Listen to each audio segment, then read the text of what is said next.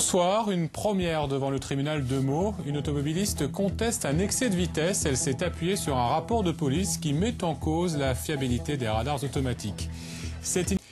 Les radars automatiques ne seraient pas fiables selon un rapport de police. Cette révélation du magazine AutoPlus a servi d'argument à une automobiliste qui contestait ce matin un excès de vitesse devant le tribunal de Meaux. La justice se donne 2 mois de réflexion avant de trancher. Explication de William Vanqui et Didier Morel. C'est une histoire banale, celle d'une automobiliste flashée l'an dernier sur l'autoroute A4 à hauteur de Meaux. Vitesse retenue 146 km/h au lieu des 130 autorisés.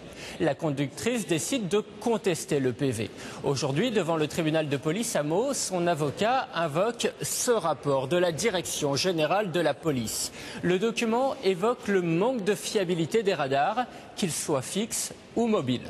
Aucun radar en France, aussi bien des radars mobiles que fixes, n'est implanté correctement. Donc avec une marge d'erreur particulièrement importante, qui peut aller jusqu'à quand même 13%, il faut le savoir. 13% sur une marge d'erreur ou une vitesse autorisée peut vous faire passer en dessous de l'infraction. Donc peut entraîner directement ipso facto votre relax. Le rapport établit des difficultés de positionnement du radar. Il doit respecter un angle de 25 degrés par rapport à l'axe de la chaussée. Avec une erreur de seulement 3 degrés, une voiture à 130 pourrait être chronométrée à 147 km/h. Ce rapport est devenu un argument avancé par les avocats spécialisés depuis sa publication le mois dernier par le magazine AutoPlus.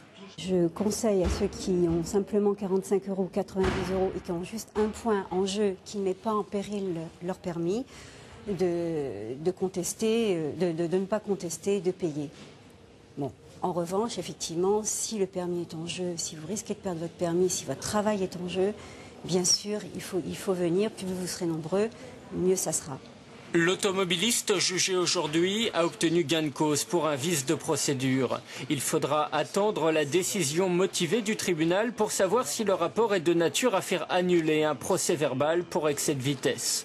L'enjeu est de taille. Les radars font rentrer chaque année plus de 200 millions d'euros dans les caisses de l'État.